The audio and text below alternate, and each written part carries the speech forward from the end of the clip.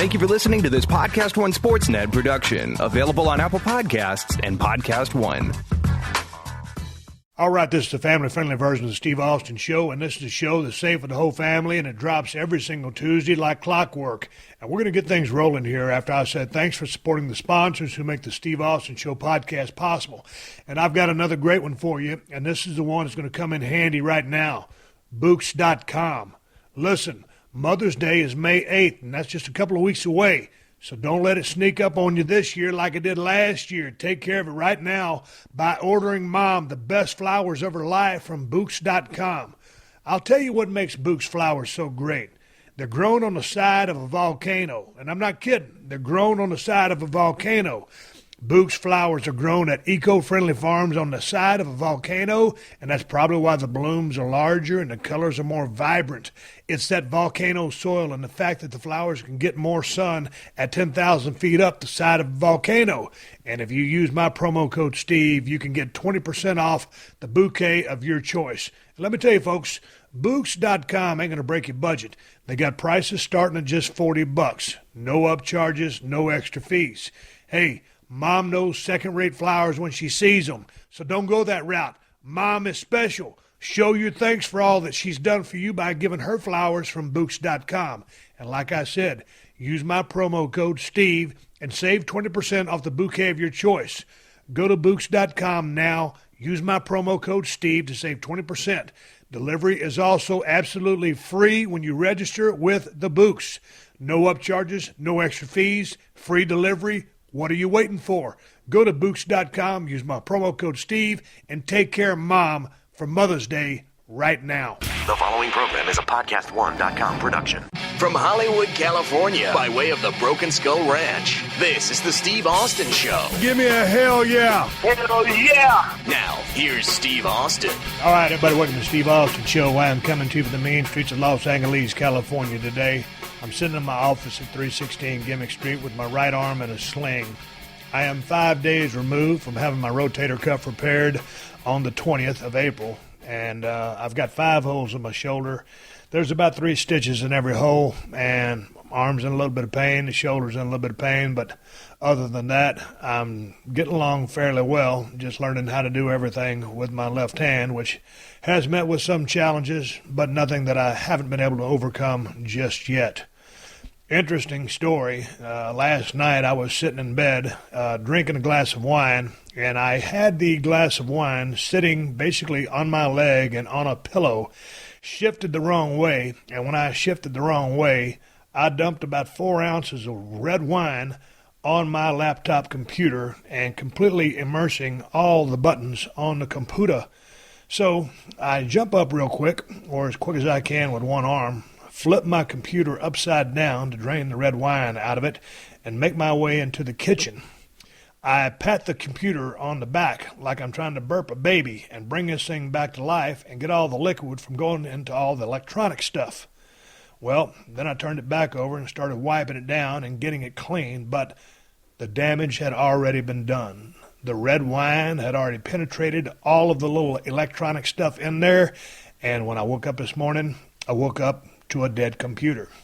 So that means I've got a real big problem on my hand. That means I'm going to have a hard time getting my podcast to Stacy because I use that computer with the software installed on it to send her the files. None of my other computers, my wife's computer, has that technology on it, and we should have a backup, but we don't. So my wife has to go do something with her mom in Thousand Oaks, which is about 45 miles away, which means she cannot take me to the Mac store to get a brand new computer for me to send all my stuff to Stacy for the podcast. And once I get the computer, I have to have all the software installed by my friend Dan Brady, who's on the way to the house as we speak to install the software. So I'm not out of the woods yet. And so basically, here's the story. I'm not medically cleared to drive yet because I'm fresh in my sling and I'm not supposed to move my right shoulder at all, which I'm not. I'm holding my microphone with my right hand right now as I speak, but I can't do anything. But my neighbor's gone. My wife is gone. I'm not going to call a taxi or an Uber or a limo to drive 10 miles to the computer store to get a goddamn computer. So, very gingerly, I unlocked my 1995 Ford Bronco, ease in there, slowly put my seatbelt on, crank her up. Of course, she always starts on the first time. 95 Ford Bronco. That thing is pure gold, always dependable. Use my left arm to use the gear shift lever and hit the gas pedal, and away I go. Driving slowly all the way to the Mac store over there in Redondo Beach, wherever the hell it's at. It's a hell of a damn drive. And when you're driving with a torn rotator cuff or a recently repaired rotator cuff and you're in a little bit of pain, it's hard to look both left and right, head on a swivel, when you're coming up to intersections and stuff like that, people changing lanes without using their blinkers. I'm thinking, man, the last thing I need to do is get into an accident because, first of all, I can drive pretty damn good. Even with a freshly repaired rotator cuff, I probably drive better than 99% of the people in Los Angeles. Enough bragging. So anyway, I just don't need to get into an accident. I show up at the Mac store. I don't have an appointment. Luckily, today is my lucky day as far as luck could have it in that regards. There's not a gigantic long list of people waiting in line for iPhones, laptops, iPads, all that stuff. So the dude comes up. I tell him what happened. I didn't have the Apple Care program, which the Apple Care program wouldn't have taken care of the wine spillage anyway. So I say, basically, dude, I need the exact same computer. It's the highest 13-inch Mac Daddy computer with all the latest, greatest technology. All I need to do is to send FTP files for my podcast. So no sooner than I stepped in, I stepped out. $2,600 later, I got the Apple Care program. That still doesn't protect from spilling wine on the computer, but I got every kind of warranty you could ever get on one. I'm just waiting on the dude to come over and install this, and I don't need to be driving anymore. Got back to the house. You guys were kind enough to send me some questions. I'm going to make this a Q&A show. First show back. I had planned on doing some Skype conversation, but my new computer doesn't have Skype, and I'm waiting on the dude to come put that thing on as well. He's going to install everything but power windows and air conditioning on my new computer. So I'm looking forward to doing that. And I have made a pledge to myself. I'm not going to drink a glass of wine or a bottled water or eat a sandwich or do anything within 3 feet of my computer. I think this is, it's the second computer that I've ruined by spilling wine on it. And this one was straight up just because my right hand is in a damn sling. The other one, hey, might have had too much wine. Nonetheless, I got a brand new computer, and I paid for it. So thank you guys for listening to the show. I'm going to get to your Q&As, and I'm going to answer all these questions. Last time I told you guys to send me some questions, there weren't a whole lot of questions. There's a bunch. So I appreciate you guys helping me out while I'm in a bind with this arm. And getting out to interview people is kind of a hassle. Keep sending me the emails. Don't send me any get well emails. I appreciate your thoughts and everything like that. I'm doing good. It's just hard to get around. And when I come back from break after I take care of this business that I'm going to take care of, I want to say a few words about Chyna. I found out this past weekend that she had passed away, and I was one of the first people to find that out, actually. And I'll just mention some words about her and talk about, the death of Prince, which shocked me. Chyna was the most shocking because I knew her and was friends with her. Then, on a guitar note, Lonnie Mack, Stevie Ray Vaughan's biggest influence, passed away as well. So, man, I tell you, it's just kind of a weird vibe, but we got to do a podcast. And Chyna, basically, I guess she's 45, 46 years old, and just much too young for her to pass. But anyway, man, before we get here to the body of this podcast, and I'll address, the things I just talked about, let me take care of some business. And I don't mean to mix these two because it doesn't sound like they really jive, but it's with a heavy heart that I do this podcast, but I got to take care of my business, and it is what it is. Folks, have you guys checked out the Work Switch Driver? It's a power drill that lets you rotate from drill to driver without changing bits, so you can get all those home projects done quick and easy. And Switch Driver is cordless too, so no tripping over or getting tangled up in a cord. And don't worry about the torque and power of the cordless Switch Driver. This thing has a 20-volt max lithium battery, so it's going to drill whatever you need just fine. And the dual chuck is the key. because that's what lets you rotate from drill to driver without changing bits, and that's why you'll get your work done twice as fast. Like I said, you can take care of any project on your list and have plenty of time left over to knock back a couple of Broken Skull IPAs. You can see the switch driver in action at works.com, and when you do, you'll notice that it's a really powerful tool, but it's also lightweight.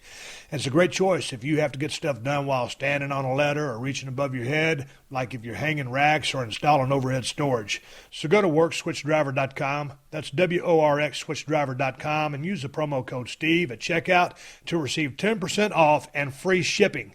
That's WORX switchdriver.com, and use my promo code STEVE to receive 10% off and free shipping. Double your power and save time. Get yourself a Works switch driver. All right, everybody, let's kick this podcast into gear. And it's a hard segue or transition to make because I'm talking about the death of Chyna when I learned that she had passed. And the news completely just shocked me, just stunned me. Just could not believe it. But nonetheless, here was my day on April the 20th when I heard the news. Early that morning, about 8 a.m., I was down at the Carolyn Jobe Clinic about to get my right rotator cuff repaired on my shoulder. And they were running a little bit behind that day. Finally, they put me under and put 5 holes in my shoulder, went in there arthroscopically, and repaired all the damage I'd done to my shoulder. I'll find out on May 2nd the specifics of that. But nonetheless, I come out of that surgery, and I wake up, and I ask the doctor a lot of questions. And the only thing I remember him saying to my wife is, he's asking me a lot of questions, but he's not going to remember asking me any of this or remember any of my answers. And I remember him clearly saying that. And to his point, I clearly don't remember any answers that he gave me. So in that state of mind, I go back home. My wife is driving. I get to the house. They put in a nerve block there in my trap area. I remember right before they put me under, the anesthesiologist came in there. They put that nerve block in to kind of block the pain going to your shoulder. And that way, you know, you don't have to just eat a bunch of pain pills because there's that nerve block, which will last about a day and a half. And that really helps out post-surgery. So I wake up, I got the pain block going. I don't really need any pain pills. And I'm clear-headed now. I can remember all the events that are happening. And I'm wide awake. I start going through my normal checklist of things to do, making phone calls, telling everybody, well, my family, my loved ones, that my surgery was fine, and I'm fine. And then so I'm just kind of chilling out, letting all the effects of all the drugs that I've been given to keep me asleep wear off, and I get a phone call. Well, I missed the phone call, and then I get a text message. Hey, man, call me ASAP. And so I call this guy ASAP. And he proceeded to tell me that Chyna had indeed passed away and that he had discovered her there in her apartment in Redondo Beach. And this was, man, in the evening, but this was hours and hours before this broke on a nationwide scene or a worldwide scene. And I was one of the first people to know. And when the guy called me, this hit me so hard. And I couldn't believe it. I said to him 3 times, I said, dude, I said, you're shooting with me. Chyna's dead. And he said, Steve, he goes, I'm shooting with you. And he speaks the language. I said, dude, this is not a rib, right? Because you just don't rib like that. It would be a morbid rib. But there was just no way. And I knew this guy was a very close acquaintance of Chyna's. So I knew it was a shoot, but I could not believe it because, man, I hadn't seen Chyna in quite some time. But she's just one of those people, just because I know she's had a rough couple of years, and I know she had a rough childhood coming up. And I don't know the specifics of any of that, so I won't get into any of that. And I thought she was at a place in her life where I had assumed she was drug-free. I had recently sent her a couple of direct messages, and she had sent me a couple of back, and we were talking about doing the podcast. And I know she had been talking to Jim about doing his podcast as well. And I remember the last time I sent her a direct message was in return. She said, I'm looking forward to talking to you. And I direct messaged her back. I said, I'm looking forward to it. Let me know when you're ready. And, of course, I never heard anything back. And I was just figuring, because, me and Chyna or Joni, we didn't talk a whole lot. We were just very good friends from our relationship at WWE. And, man, all of a sudden, I get that phone call, and you know what? I was about 99% sure that I could believe the source and that she was gone. But that 1% of me, I told the dude, I said, hey, man, he goes, you can call people and let them know if you want to. And I'm like, man, I'm not going to call anybody. First of all, I'm shocked. Second of all, I don't have any confirmation. I'm just, dude, I take your word for it, but, that ain't my thing. So anyway, I hung up the phone. I looked right at my wife. She was in there making dinner, and I said, you ain't going to believe this. And she said, what? I said, Chyna is dead. She said, oh, my God. And my wife didn't know Chyna. She didn't watch wrestling. She didn't watch wrestling when I was in it. But she knew of her, and I'd been speaking to her or direct messaging her, and she knew that I was working on getting ready to have her on my show. And she could see what an impact it had on me. It was just like someone hit me in the head with a baseball bat. I'm coming out of this anesthesia. I'm pretty clear-headed, and then someone calls me and just tells me that someone that I cared deeply about and had many, many good times with was gone. And she was only, 46 years old. And again, I was under the assumption, I knew she'd had some issues, but I was under the assumption that she was, straightened up or clean or whatever. And, man, I tell you what, I just stood around and I was in shock. Didn't really know what to do. There's nobody to call. There's nothing to talk about. It's just so heavy duty. And this is a person. I remember the first time I met Chyna. It was somewhere up in the Northeast. For some reason, I might have been sharing a car with Shawn Michaels and Triple H, or I met them at the same hotel at the same time, whatever happened. And Chyna shows up. And she's going to make her debut the next day, I believe. And there's a connection there because Triple H was trained by Killer Kowalski, and Chyna had just completed Killer Kowalski's wrestling school. And I guess someone had given the office, a buzz. Hey, man, there's this real big chick, and she looks pretty badass. And Killer Kowalski trained her, and she's got a great look. So anyway, I don't know how the dynamics and all that went down. But, I remember meeting her that night for the first time. And I'm thinking to myself, man, this chick is bad. She looks great. She's built like $1,000,000. You can see she's been spending hours and hours in the gym and, watching her train, the textbook form she had. Her form was better than most of the guys. And she was serious about what she was trying to do. And she's a smart lady, as I would come to find out. But anyway, so she gets in the company. Well, I'm not going to do a whole synopsis on her career, but I hit it off with Chyna from day one. And as I got to know her, I got to know her silly side. And me and her always had this kind of, we had a great relationship, but this goofy, silly sense of humor that probably only me and her got. And, there's obviously all the guys she worked with in DX, Billy Gunn and X-Pac and Triple H. There's many people that knew Chyna better than I did, but I got a chance to hang out with her a lot, do business with her a lot, watch her learn the system, watch her understand the push, and watch her get over and watch her operate. And she got over big time in the Attitude Era, and she had a monster run, and she had a definite impact on the business of professional wrestling there in WWE, and she was helping draw some of those houses, and she was a force to be reckoned with.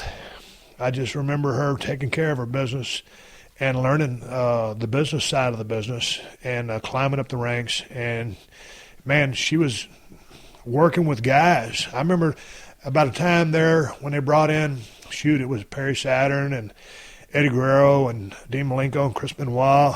And I remember one time we were at television taping, I believe, and it was going to be three of those guys. I know Perry Saturn, I think Benoit, and maybe it was Malenko or Benoit, but there was three of them in a ring, and it was going to be a three-person, a six-man tag, and it was going to be Chyna and Billy Gunn, who were a strong part of DX, and myself. And we were in the finish room going over how things were going to go down out there at the ring. And so the three guys from WCW, the Invaders, were going to be down there. And then here comes Billy Gunn and Chyna.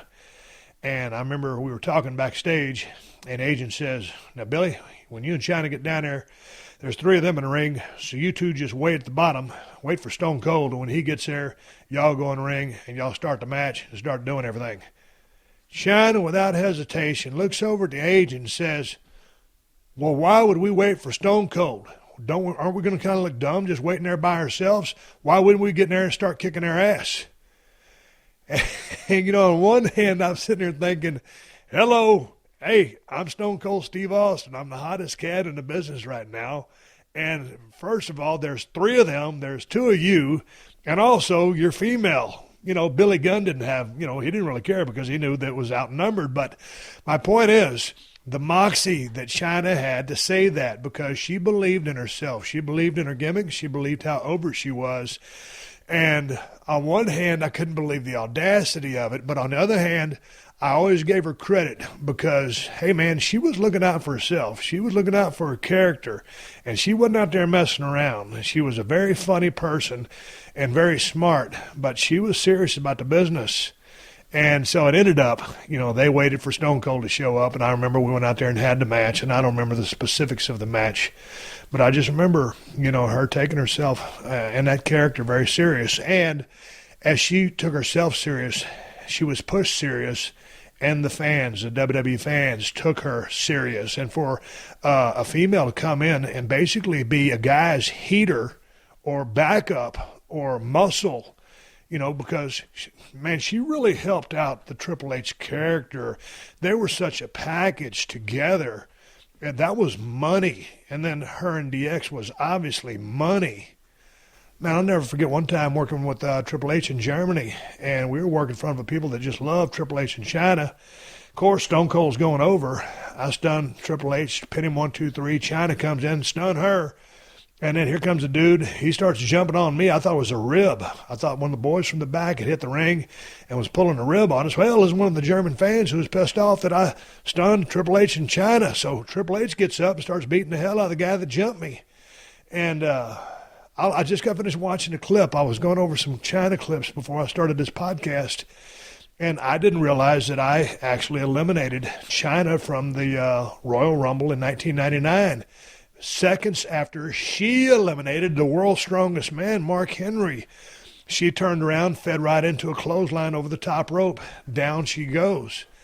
I remember another time, I can't remember which pay-per-view it was, but it was a deal where Stone Cold and Chyna met face-to-face in the middle of the ring, and I'm trying to get by her or something, and she won't let me by, or she's dissing me. There's something that's going on there.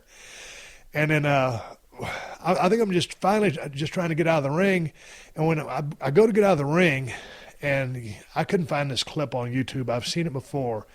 But she just double fingers me. She gives me the double birds, and then she turns around. And I kind of look at that crowd, and I'm working the crowd. I'm like, that ain't going to work. That's a straw that broke a camel's back. And so I turned around. I guess I spun her around and kicked her in the gut and dropped her with a stunner. But she was, Chyna was one of the funniest, sweetest people that I've known in the business of pro wrestling. And I think if you go back, if you ask all those people that was there in the locker room when she was there, when she was hot, universally, you're going to get the thumbs up from her. I think all the guys respected her. Everybody knew she was over. And whatever happened with why she left the WWE or who was responsible for that, I don't know any of that. That's soap opera stuff that I didn't get into. But I respected Chyna. I liked Chyna. I thought she was a badass, and she was an absolute sweetheart, and she was very intelligent. I know Chyna had her issues, after she left the WWE, but, man, she had made a comeback from that, and I knew that she was teaching English. I think just come back to the States, and I guess they were filming a documentary about her life. And, man, it's just I don't think it'll ever be right because she didn't go into the Hall of Fame, while she was alive, living and breathing with us. And I thought she earned the right to be in the Hall of Fame. And to put her in there posthumously, if I'm saying that word correctly, man, it's just not good enough. And so I don't know how you rectify that, how you deal with that, because things are just screwed up. And, man, her going into the Hall of Fame is just so small in comparison to the fact that this young lady is no longer with us. I don't know what to make of it. But anyway, I'll wrap up my thoughts about Chyna by saying I just thought she was a super sweetheart lady. She had her issues. Hey, man, we all do. She weathered a lot of storms. She had a tough life. But on the big stage, she got out there and performed. She gave her heart. She gave her heart and soul to everything she did. And she loved the business. And she was a pleasure to be around. And she was a breath of fresh air. And I was sorry to hear on April 20th when I got that phone call that she was passed away, and it was indeed true. So Chyna, I always call her Chyna. Some people call people by their first names, depending on how you know them. Joni, man, I'll miss you. I had so much fun with you and enjoyed all of our times that we got to spend together in our stupid brand sense of humor. That time I busted my ass in the Houston Summit right before I was fixing to go out there and wrestle Mick Foley, and you were sitting on that anvil case, and I was putting my water on and slipped in a pile of water and busted my ass right in front of you. I remember all them good times, and I remember you, and I wish you were still here. And, you segue on now to the news about Prince. When I heard that Prince had died, and it's like, I know Chyna like a close friend, and Prince was one of those guys where it's like, man, are you kidding me?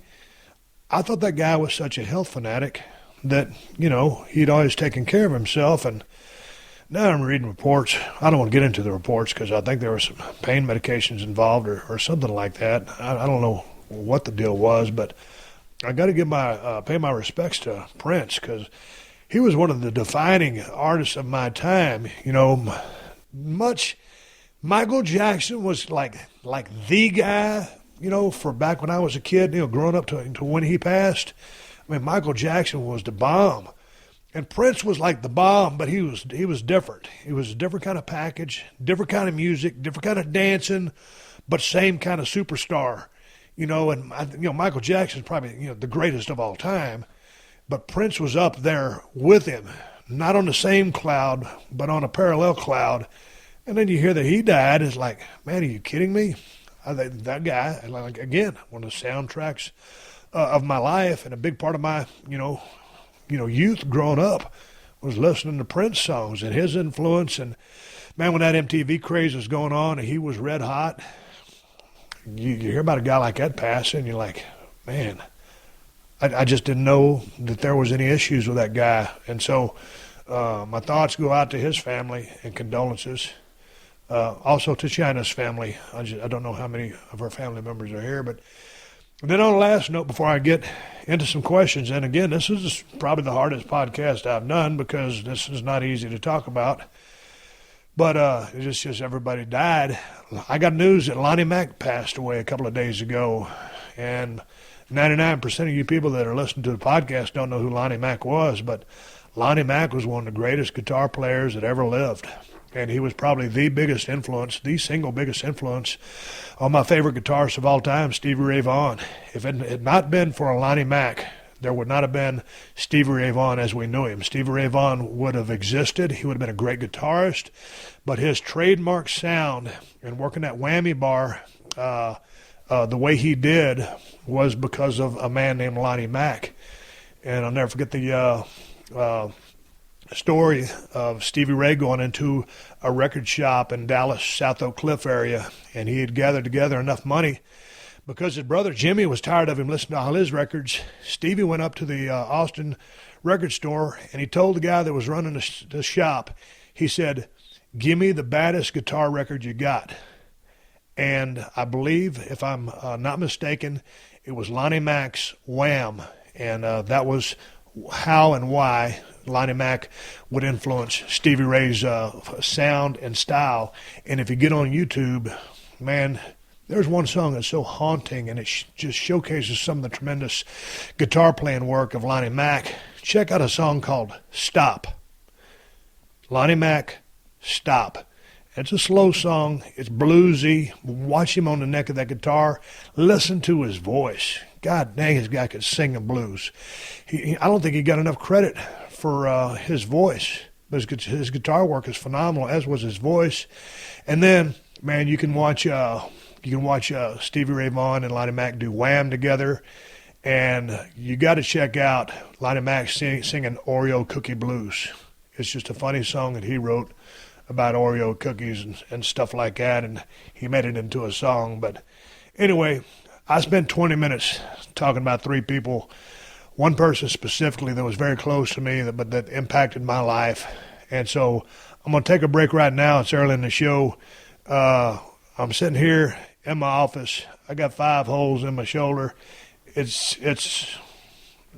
the shoulder's not even bothering me, but it's just hard to talk about and make a proper segue from someone you cared about and the people that impacted your lives and just kick into questions. So I'm taking a break right now. I'm coming back to answer your questions and try to bring it up a notch. Steve Austin, I'm coming right back. All right, got to take a minute here to say thanks for supporting all the great sponsors of the Steve Austin Show. And, of course, that includes my buddy, Diamond Dallas Page, DDP Yoga, and his DDP Yoga Now app. You can download DDP's great new app at iTunes or the Google Play Store. Dallas has done thought of everything with this app, folks. He's got all the workouts on it, a link so that you can do live workouts from the DDP Yoga Performance Center in Georgia. He's got recipes, nutrition tips, and even cooking demonstrations so you can learn how to prepare healthier meals for yourself. He's even got a rewards program built in so that the more yoga you do, the more points you earn, and then you can redeem those points for some great DDP Yoga merch and other prizes. And right now, you can get 3 free months of the DDP Yoga Now app when you buy the DDP Yoga program at ddpyoga.com/Austin. That's right. Dallas is giving all you guys a special deal. Just go to ddpyoga.com/Austin to take advantage of it. As Dallas always says, all you have to do to start living a healthier life is commit to the program. So get started now at ddpyoga.com/Austin. You know, weeds are like nature's boomerang. Roundup knows they keep coming back, and with one spray of Roundup Max Control 365, kill those stubborn little rascals right down to the root and keep them away for up to 1 year. Draw the line and stop weeds from boomeranging back. And this week I'm drawing the line at a question I get asked a lot. Everyone always wants to know who I wish I could have wrestled during my career, and here's an answer for you. I think CM Punk and I could have sold a lot of tickets. He would have been just as good an opponent as I ever had. He's smart, his psychology is great, and he's easy in the ring, meaning his physicality, nothing hurts, everything looks good. We would have been able to weave a heck of a tale, but like I said, I ain't going back in the squared circle. Punk ain't getting back in the squared circle. He's fixing to get in the octagon, and I'm looking forward to seeing him in the MMA world. So I'm drawing the line at that question. It is answered, and Roundup's drawing the line at weeds. Your patio should be for cooking out and kicking back. Roundup Max Control 365 helps keep it that way by keeping weeds away for up to a year. One spray of Roundup Max Control 365 gets you up to 365 days of weed-free relaxation time. Draw the line. The Steve Austin Show. The Steve Austin Show. All right, everybody, let's kick this podcast in the gear. I took a little break, a word from the sponsors to keep this show on the air for free. And when I came off the break, I actually shut down for about 2 hours so I could get into my email, questions at steveaustinshow.com, and copy and paste all the questions that I picked. The questions were, for the most part, questions that I have not answered before. So about 2 hours has passed since I had that first 20-minute conversation about Chyna and Prince, about Lonnie Mack. So let's try to get past that now and pick up a little bit of momentum and finish this thing with a head of steam and talk about some wrestling questions and the questions that you guys sent in. I'm a little bit different frame of mind. So that being said, let's keep this thing going and make a podcast out of this. First time out of the gate since my shoulder surgery. I want to give you guys a good show. I appreciate you tuning in and giving me a chance to do 2 cans of audio whoop-ass for you guys each and every single week. Hey, man, here's a question straight out of the gate from a man named Michael. He says, If you could only drink one beer for the rest of your life, which one would it be? Michael, that's a very simple answer. Steve Austin's Broken Skull IPA from El Segundo Brewing Company. I truly believe it's the best, if not one of the best IPAs in the United States of America. Beer tasting is very subjective. What I love, you may hate, and vice versa. But when you're talking about India Pale Ales, I do believe that Steve Austin's Broken Skull IPA is such a high-quality beer and built to my taste buds. Remember, if you're a beer aficionado, if you're a craft beer aficionado, hey, man, swig a beer to you and your palate and whatever you like. To the man that asked me this question, Michael, I would drink my own beer, and that's all I would drink. And that being said, if I only had to drink one beer, thankfully I can try all the different beers from all the craft brewers all across the United States of America. And I'm looking forward to visiting more breweries in the future, talking to their brewmasters, and getting a chance to share their badass beer and talk to them about their palate, their taste buds, and the process that they go about in trying to, make their flavor of beer. So it's a fun thing for me. I drink Broken Skull IPA. Hey, Steve, do you think the match quality of the Attitude Era was better or worse than it is now? And this was asked from a guy named Luigi. Luigi, I hope I got your name right. Let's talk about the match quality of the Attitude Era versus the match quality of today. I think across the board, because of the depth of the roster, the experience in the ring from veterans, guys that were over, the announce crew, the fans, and the whole atmosphere, really, that's a subjective answer as well. But I truly think the match quality was better in the Attitude Era.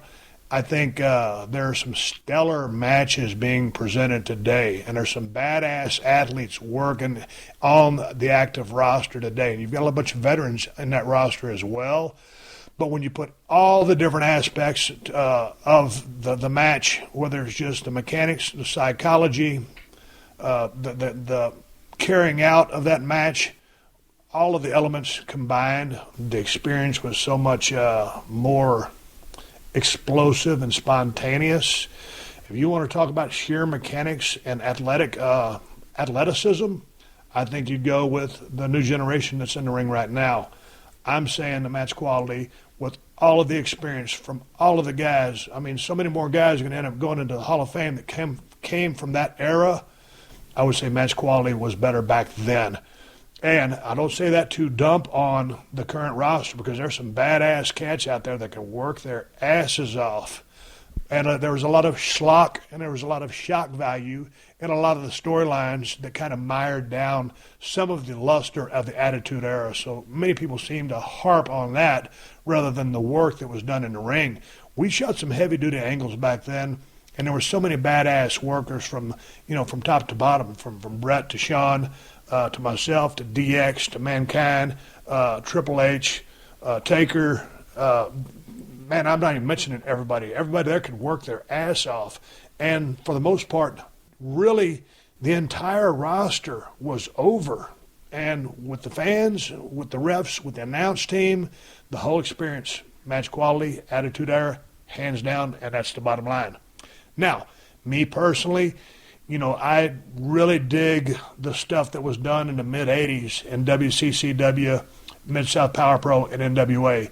That's some of my personal favorite stuff. It is what it is. Here's a question from Christian. He says, hey, Steve, from your old stomping grounds in Dallas, Texas, how was it for you stepping out on the stage at WrestleMania 32? Were you nervous? And how did it feel to stunner after for so long? Big fan of yours for years. Christian, I tell you what, Dallas, Texas was my old stomping grounds, and it felt good to go back there and be a part of WrestleMania 32 in front of about 100,000 people. Wasn't nervous at all. Man, we went over the business at hand 2 or 3 times, and when you look at me working with Mick Foley and Shawn Michaels, I think probably combined there's about almost 100 years of experience just with us 3 guys. Working with the League of Nations and the New Day, those guys are badass hands, all very excited, all easy to work with, and they weren't nervous either. But, man, I've been around the horn so many times, and looking at Sean right before we went out, and he just kind of looks at me and shrugs his shoulder like, okay, here we go. And that's what it was for me, too. and that glass broke, and that roof almost exploded off the AT&T Center, and I had a great time with that hellacious pop that I got, and we went out there and took care of the business. Again, not to harp on the shoulder, that was a little bit of a downer during it all, but no nerves, man. You live for moments like that, and it was just total cruise control, and I got to say thank you for the people that popped like they did, because it was a good time, and I enjoyed every single bit of it. Hey, Steve. What are the chances of seeing some WWE superstars on the Broken Skull Challenge? Which men and women on the WWE roster would you like to see compete, and who do you think would win? Well, I've answered that question a few times, but let's just go back to what are the chances of seeing the WWE superstars on the Broken Skull Challenge. Now, the Broken Skull Challenge is the toughest show on television, folks, and the WWE wrestlers, superstars, are some of the best athletes out running around doing what they do in a 20-by-20 squared circle. The fact of the matter is this: they're so damn busy, they ain't got time to come down and do an episode of Broken Skull Challenge. It'd be great to do something like that for charity, but also due to the fact that their schedule is so grinding, so grueling, I don't think they need to subject their bodies to any of the harm that could possibly come to them coming out to the Broken Skull Challenge. You getting those elements out there, some of the physicality that we do, these guys need to stay safe, take care of their bodies, and take care of their families, and that's paying the gimmicks they send in the mail called bills. So they need to just stick to the task at hand and do their thing. But it would be a sight to see, and no doubt about it, the Broken Skull Challenge is the toughest show on television. It's on CMT every damn Sunday. We got the season finale coming up this Sunday. Do not miss the men and women's episode this Sunday. I will give you one heads up. It's absolutely epic. And Jeremy sent that question in. Here's a question. It says, hey, Steve, this is more of a life question than a wrestling question. If you could go back and tell your younger self some life advice, what would it be? Chris. Man, if I could go back and give myself, when I was younger, some life advice, man, I would say, Steve, slow down, think about it, and then think about it some more, and then act. It's always funny when you get a chance to talk to someone that's older and wiser than you, much like my conversation with Leon Big Van Vader White back in WCW when he told me, Steve, always let a cooler head prevail. Every now and then we'll go out and talk to a man named Chuck out in the desert. He's a World War II veteran. He's 93 years old. And every time I get a chance to talk to him, I'll just pick up some of the wisdom or some of the things that he's been through, and I'll apply those to my life. But yeah, right off the top of my head, man, I would say slow down, think things through, and then I'll give you one more: everything in moderation, and that's the bottom line. Hey, Steve, back when you were a youngster, was there a particular car in your family that you wished they had kept? And finally, what started your affinity for the Bronco? Are they sentimental or purely a practical choice? Man, I tell you what, Joe, I was always mad at myself for selling my 71 Firebird Formula and then my 73 Camaro, which had the Corvette motor from 73. I wish I still had those two cars. And then on the truck level, I had two Ford pickups. I had a Fleet Side 1966 with a straight six-cylinder, 3 on the tree, and I had a 65 Step Side that had 66,000 original miles with the straight 6 on it, 3 on the tree, that I bought from a lady in Denton, Texas while I was playing football at North Texas State University. I took that truck and bought the Fleet Side in Georgia. And when I moved back to Texas, I sold those two trucks. So probably even more important than the 71 Firebird and the 73 Camaro, I wish I had both of those two trucks back because of the kind of condition they were in and how original they were. And they weren't museum quality type showpieces. These were everyday trucks, but they were in such astounding shape with original paint. Those are the two vehicles I wish I had kept over the course of all the vehicles and cars and trucks and stuff that I've had. And going back to the Bronco, when I first started looking for a two-door SUV, I was originally looking for a Chevy Blazer, but all the Chevy Blazers on eBay had tons and tons of miles on them. my dad, when I grew up, all my dad drove was GMC Jimmys. Now, the GMC Jimmy is just like the Chevy Blazer. The Jimmy is the name for the GMC version. So I always grew up driving, those kind of products and being in those kind of cars, Chevy, GMC. And when I went to find one, low mileage, couldn't find one, and I found my white and silver Ford on eBay, and it had 24,000 miles on it when I bought it. And it's got the 5.8-liter 351, and I'd always been a Chevy guy growing up, and when I started driving that Bronco, the turning radius, the bulletproof drivetrain, the 351 or the 302, the 5.8, the 5.0 liter, as far as power, neither one of them has a lot of power, but they're enough for that vehicle. They're great in the mud, cavernous room interior. And so once I started driving that 95 Ford Bronco, I think total I've owned 5 or 6 Broncos. I currently own 3. But I just think they're bulletproof vehicles. And they always work. They're very dependable. It's like those old Crown Victorias. You could put 300,000 or 400,000 miles on a Crown Vic. All those cab drivers drove them, like a Lincoln Town car. All the limos drive them. Those cars all had 200,000 or 300,000 miles on them. So just the fact that it's such a bulletproof vehicle, I love the fact that all the Bronco XLTs all came with power windows and power door locks. That was a feature that I always dug. And if you got the XL, you'd have roll-up windows. I've got one of those down at the ranch for my dad's hunting vehicle. But then I just fell in love with the styling. Those things are so damn good looking and so cool looking. I just think it's one of the toughest, coolest, most iconic vehicles that ever rolled out of Detroit. Now, OJ kind of tarnished the image of the Bronco when he was riding down the 405, wherever it was, with Al Callen's way back in the day. But my Bronco is white and silver, and I refuse to let what O.J. Simpson did tarnish the name of the Bronco. Because every time someone would look at my truck and say, oh, that's the O.J. vehicle, huh? I said, no, that's a Ford Bronco, and that's my Bronco, and it's got a silver stripe on it. So I don't know nothing about no O.J. truck. He drove what he drove. I drive what I drive, and that's the bottom line. Hey, man, here's a question. He says, hey, Steve, I don't have a question, but I was wondering if you can give a shout-out to my kids, Darren, Ava, and Madison. Hey, Darren, Ava, and Madison. Their mama's battling cancer and would love to hear from you. It'd mean the world to them. If you don't mind giving my wife, Candace, a shout-out, too. You're really the only wrestler she took interest in. Thanks, Steve, from Danny here in San Antonio. Well, hey, man, to Darren, Ava, and Madison, you guys keep your heads up. And try to support your mother as much as you can. Candace, keep your spirits up and keep a positive attitude. I can only know that the struggle that you're going through is very, very tough. And Danny, my thoughts are with you guys, and all positive vibes coming down to San Antonio, Texas. Y'all hang in there. Please hang in there. Here's one from Jason McGill. He says, hey, Steve, I know you're a fan of the UFC as I am, and obviously you'll be forever connected to the WWE. My question is, do you think the UFC and WWE are actually competitors? Are they competing for the same audience? Or are they entirely different genres of entertainment in your mind? Jason, that's an interesting question. I think 10, 15 years ago, I think there was a lot of crossover.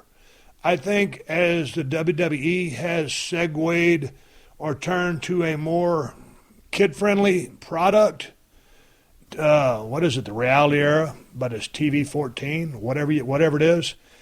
I still think there's a common, if you put 2 circles, and one circle is the UFC, another circle is the WWE, and you put those circles together, there's going to be some intersect there where there's a common demo, but for the most part, in my opinion, I think they're entirely 2 separate crowds. Back in the day when our business more mirrored what the UFC was doing, your product is a work, but you're presenting it as a shoot when you got Jim Ross and Jerry Lawler calling the action and everybody was competing for that damn belt. You had a little bit of blood every now and then.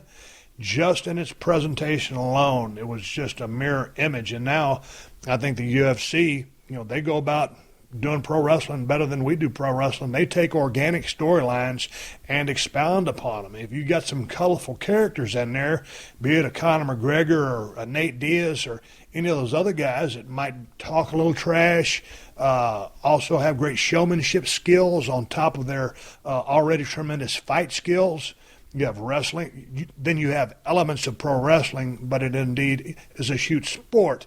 And my favorite times in the business of pro wrestling were going back earlier in the podcast when I mentioned mid-'80s, WCCW, Mid-South Power Pro, NWA, all presented in a shoot light. Funny was not money.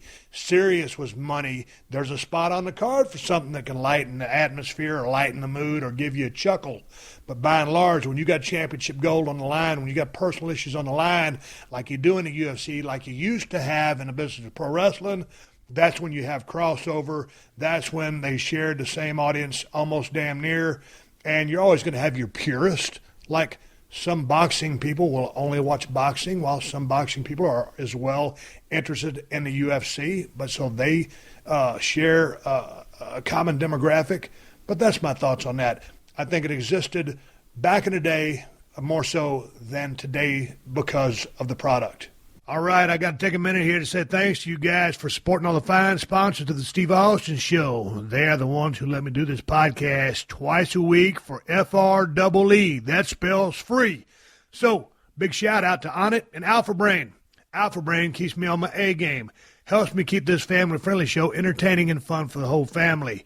I am sharp, focused, and not dropping any cuss words because I take a couple of Alpha Brain, few swigs of coffee, hit the record button on my Zoom H4n recorder, and I'm laying down some serious audio whoop-ass content just for you.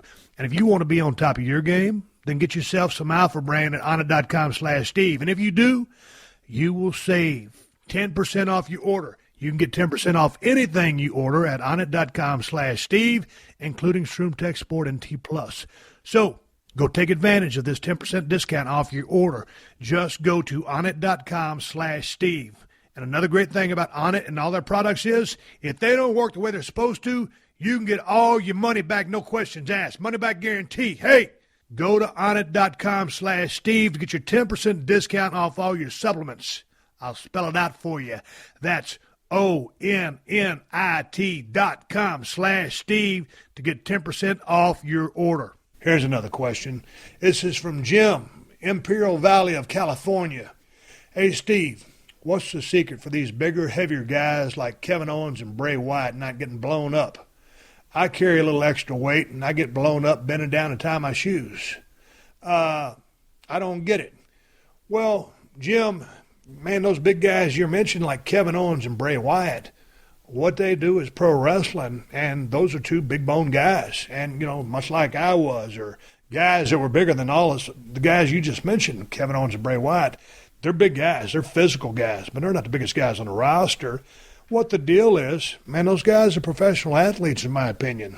What they do for a living is run up and down the road in a 20 by 20 squared circle and do business, and that's wrestling. If you were to take Kevin Owens and Bray Wyatt out of the ring for 2 months and then throw them back in, they get blown up sky high because you can't duplicate, you know, that ring activity with anything else. You can get on a treadmill, you can get on a bike, you can get on a jump rope, you can do anything to keep your edge. But the fact of the matter is, Kevin Owens and Bray Wyatt are badass athletes that are in shape, and their cardio is specific to what they do. Man, they wrestle, and that's why you never see them blow up. If you take them out of the ring, though, and then you put them back in the ring without, you know, getting any ring time in, then they'll blow back up. But right now, man, those guys, whatever your interpretation of their appearance is, or me in my prime, I never looked like $1 million. I never looked like a bodybuilder, but, man, if you want to just talk about lungs and the fact that I could go, I was your guy. You don't blow up. You turn into a machine. That's what these two guys are. They're machines, and I wish them both well, and hopefully they stay safe out there on the road doing what they do. If you're in shape, you don't blow up. Coming here from Eric.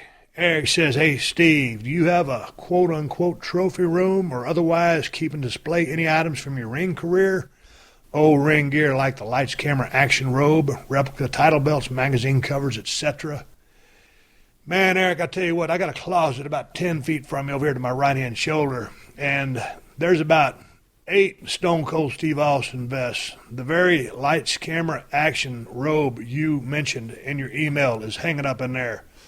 But they're not on display, man. They're hanging up there on hangers because they've been retired. I got a couple of belts out there in my safe. Most importantly, that's near and dear to my heart, is the Intercontinental title I won from Owen when I got dropped on my head that night. And I remember that they were going to retire that belt and break out a new one. And I told Vince, I said, well, I'm keeping this one. And I meant I was keeping that one because I damn near got paralyzed in that match, and I wanted that belt. But here and there, now behind me, there's my Got Milk poster from, man, that was from 1999. But that's the only, well, I got a Broken Skull IPA framed beer poster over here that all the people from El Segundo Beer signed, but that's not a wrestling thing. I got a picture down my hallway. It's me giving Road Dogg Jesse James a stunner, happened at Madison Square Garden. I was walking down the hall one time at Madison Square Garden, and Vince McMahon was right there with me. And we both looked over and we saw that picture on the wall. I said, man, I sure would like to have a copy of that for my damn house. I can't remember what happened, but somehow, some way, of course, he's Vince McMahon. He's pretty crafty, and he's used to doing business with Madison Square Garden. But Vince McMahon grabbed that very piece of artwork and sent it to my address. I don't remember where I was living at the time, but down the hallway in my house, going towards my bedroom, is a picture. It's probably about, I don't know, 24 by 30 or 30 by 36, whatever it is. It's a rectangular picture. And we're about 6 inches off the mat. Either we were about to hit the mat or we were bouncing back off the mat, and Road Dogg was in perfect position. I remember the roof blew off the building that night, and Vince McMahon gave me that picture. But no, to answer your question, those are the very few things I have. Most of the stuff that I have here in my office is I've got some porcelain signs that I've collected. I've got a Greyhound bus sign from the 40s. I've got Stevie Ray Vaughan pictures. I've got a signed Stevie Ray Vaughan Fender guitar, Standard Oil Company of New York porcelain sign.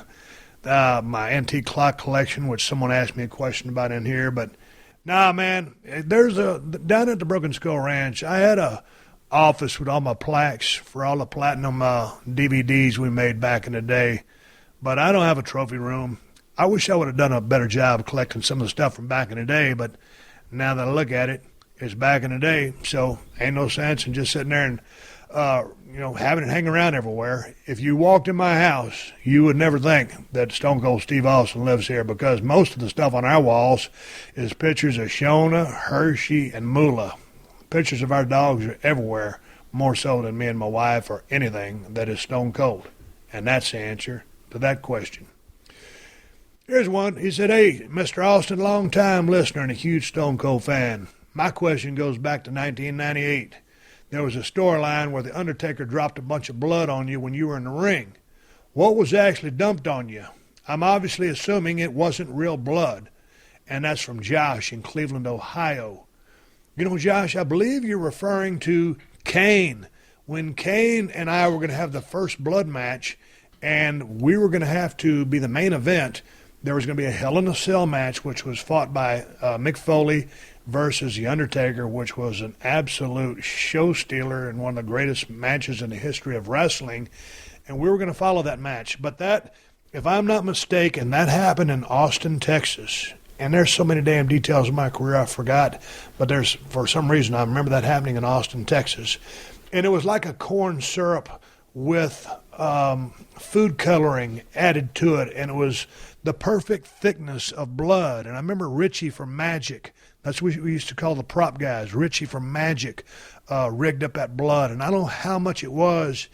And I wasn't even standing on a particular spot or mark in the ring. And then when Kane gave that signal and that blood started pouring down, it just happened so perfectly to land all over my back, shoulders, and my head. And it was so eerie. Someone sent me this clip just on YouTube a few weeks ago, and I rewatched it. Kane does this thing, and he just cocks his head to the side a little bit, and it was so had so much mystique and mysterious and just scariness to it. And he put that metal thing to his throat, and he cuts a promo on me. It's about 2 lines, and then he walks off, and it was badass. Kane was so intimidating and scary way back in the day, and he's one of the greatest guys in the business. He's had an outstanding career. He's one of the nicest guys backstage. He's read damn near every book in history, but I'll never forget how cool that moment was, how it played out to perfection, and just how cool Kane was putting that thing to his throat. And me, getting covered up in blood, it was representative of the fact that I would be wearing a crimson mask at the end of the first blood match. And indeed, Mick Foley, who's already been to hell and back, comes down and takes a stunner from me. Here comes Undertaker. He's got a steel chair. I pick up a steel chair. As I'm going to pick up mine to swing, he swings first. Double percussion, wham. I start bleeding like a stuck pig, and Baby Earl is there to call the match. I don't know what's going on, because I don't realize I'm bleeding, according to the storyline. Of course, I know I'm cut. I know I've been bleeding. And so Kane wins the match. So it was Kane that dropped the blood on me. It was made out of some sticky material, like corn syrup, with food coloring added. And I believe Richie from Magic rigged up that entire thing, and it was absolutely awesome. All right, here's a question about the current product in the ring. Hey, Steve, what are your thoughts on the most recent presentation of Roman Reigns? WWE have obviously fed him the line, I'm not a good guy, I'm not a bad guy, I'm the guy. Are they starting to accept that a large proportion of fans still resist his push and are allowing him to take a more organic heel turn? Or do you think that they're going to settle for him being a tweener like Chyna? He goes on to ask and add, personally, I think Reigns should definitely go heel now, and I believe his promos would improve as he can throw as much attitude and arrogance into it as he likes. This new line of his still doesn't feel as natural to me when he delivers it. I was on board with the original push, but I think it has died a harsh death, and WWE need to respond accordingly. Cheers, Kieran, all the way from Dudley near Birmingham in England. I watched the last episode of Monday Night Raw. All right, I lied to you. I didn't watch all of Monday Night Raw, but I did watch 30 minutes of it, and I saw that promo that you're referring to. I don't know, because I haven't watched Raw in at least 6 months or better. I watched the pay-per-views, but I felt some electricity during that promo. He doesn't have it yet, but I think he's starting to every now and then get a taste or a feel for it. I think that line's going to play out in the next 2 to 3, 4 months. I think this guy is going to really start coming into his own. I think he's on the cusp of whatever they've done to him, starting off with him, throwing gas on him, taking the gas pedal off. I think this kid is going to get some confidence as soon as they give him some more repetitions, and I think it's going to be an organic thing where the audience makes up their mind and you don't try to fight it. You just keep doing what you're doing. He's going to start manipulating that crowd, I believe, once he gets a feel for it. Maybe Paul Heyman could talk to him a little bit, but there were moments in there where I'm thinking, okay, he doesn't know what he's doing yet. He doesn't have the instincts yet, but I think this kid is on his way.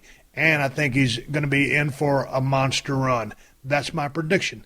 Now, he has to do it. It still has to happen. But I felt organically in there. There were some moments where, and it's still clunky. Make no mistake about it. It's still clunky. But I think this kid's going to have a big-time run.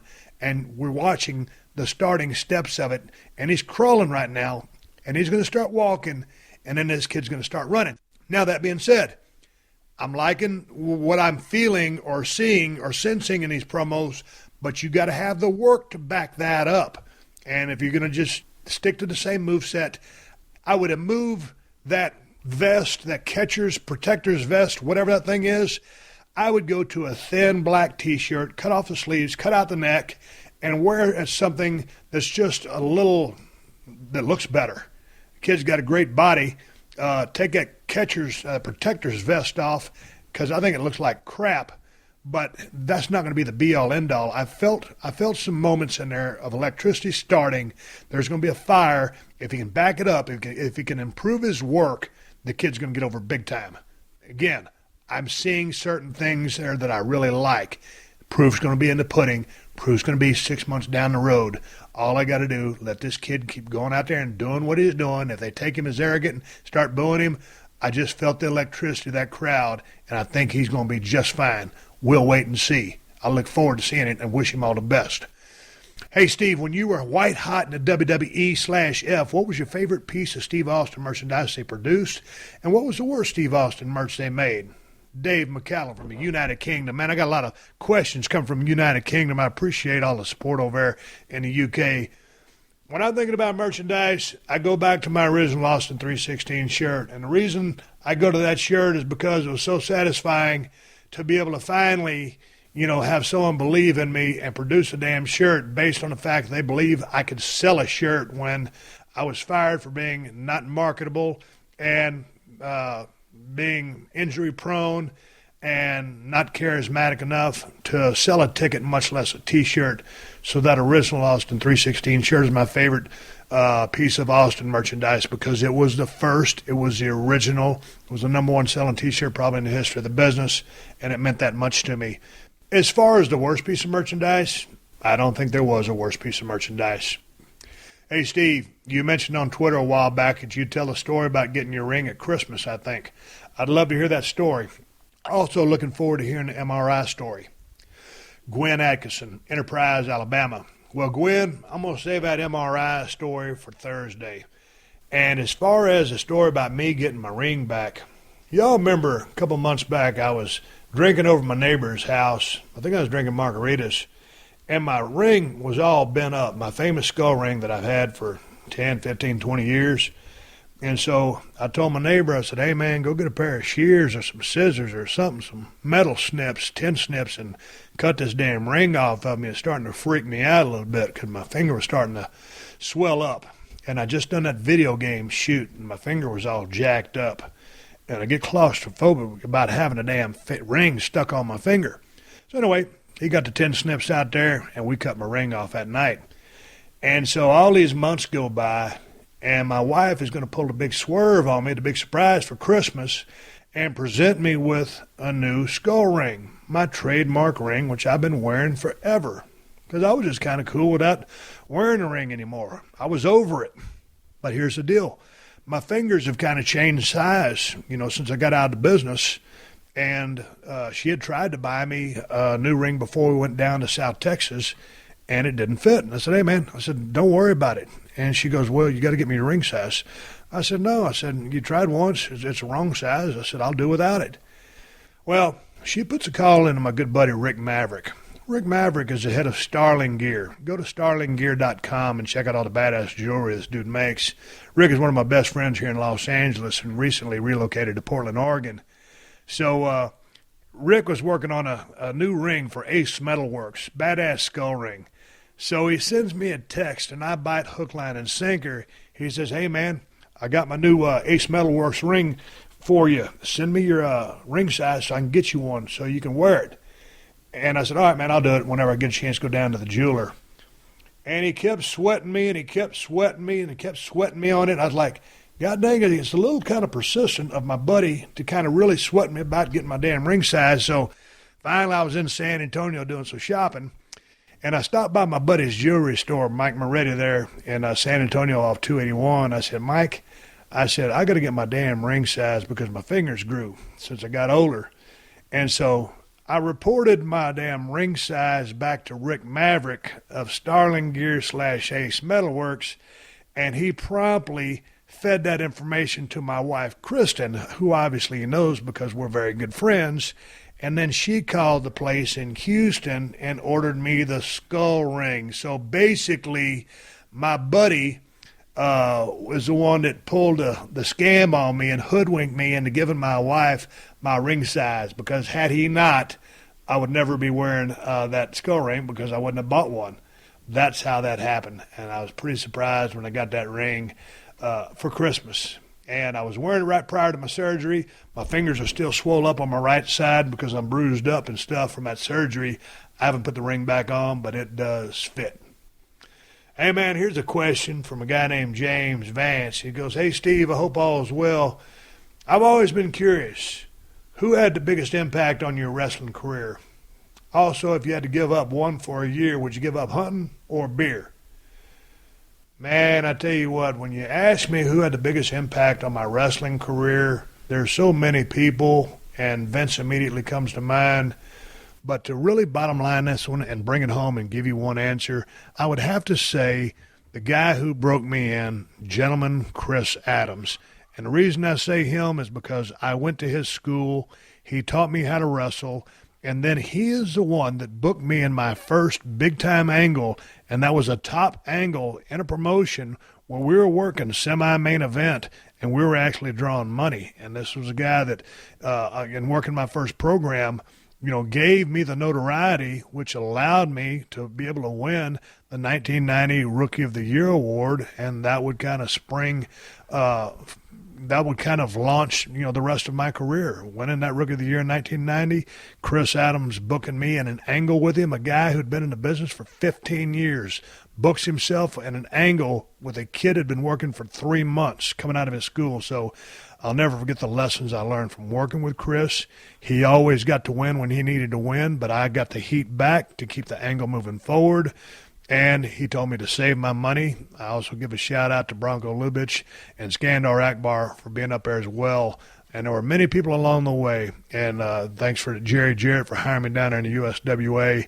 And Dusty Rhodes for taking me on in WCW way back in the day. And, of course, he impacted me because he was one of the reasons I wanted to get into the business of pro wrestling from watching him on television on Houston Wrestling way back in the day. But the biggest impact was Chris Adams, the guy who broke me in and put me in my first angle. Hey, folks, I appreciate you guys sending in all the questions. I'm going to cut the podcast short right here. I'm going to go ahead and do my go-home and send this thing riding off into the sunset. I've got more questions that I'll hit back with on the Unleashed show coming up on Thursday. Also, I will probably have a guest on Thursday. Right now, we're going through a lot of discombobulation over here at 316 Gimmick Street. I'm getting my computer fixed. My arm is on the mend, and my wife is running errands all over the city of Los Angeles. So once we get everything reined back in, the podcast will smooth out. We'll get back under control. Once again, my thoughts go out to the families of Chyna, the families of Prince, and the families of Lonnie Mack, the guy who was the instrumental guitar player for Stevie Ray Vaughan to latch onto and invent his trademark sound. All right, everybody, give me the go-home cue. It's time to wrap up this podcast and ride off into the sunset. But before I do that, I want to tell you, please listen to the Thursday Unleashed podcast coming up in 2 days. On that podcast, I'll drop you the 411 on the story when I went to go get my third MRI on my shoulder before my surgery. And I'm also going to give you the whole 411 on what actually happened today while I was trying to record this illustrious podcast that you just listened to. And it's a hell of a damn story in and of itself. There was all kinds of things going on. So I appreciate the fact that you listen to this podcast. I ain't going to give anybody no plugs on the end of this podcast except my sponsors and say thank you very much to DDP Yoga and the DDP Yoga Now app. I want to thank Onnit. Go to onnit.com/Steve to get 10% off your order. I want to thank Scott's Roundup, to thebooks.com. Use my promo code Steve to get 20% off a bouquet of your choice. To work, switchdriver.com. Use the promo code Steve to get free shipping and 10% off your order. And a big thank you to Amazon, who have been supporting this podcast since day one. If you use my Amazon links whenever you do any online shopping, Amazon kicks back a couple of bucks to the podcast so we can pay our production costs. All you got to do is go to PodcastOne.com. Click on the Killer Deals button, then click on the Steve Austin Show button. You'll see my Amazon links for USA, UK, and Canada. Help support the show. We're able to do that for you twice a week and deliver 2 free cans of Audio Whoop-Ass each and every single week. Hey, right now, before I sign off, I want to say thank you very much for listening to the podcast. I appreciate my audience. I appreciate the fact that you guys take the time to listen to the show. I get your emails all the time, and people say I'm able to help them through their day. Well, you guys are able to help me through my day sometimes, and although sometimes it's a pain in the ass when I got all these other things going on, I love doing my podcast, and I appreciate that you listen to it on your way to and from work, and I'm going to keep them coming. And while I got my shoulder healing up, hopefully I can deliver some badass, real cool interviews and entertainment for you guys because my entire focus and concentration will be on the podcast. I thank you very much for listening. Today's was a little bit of a cluster.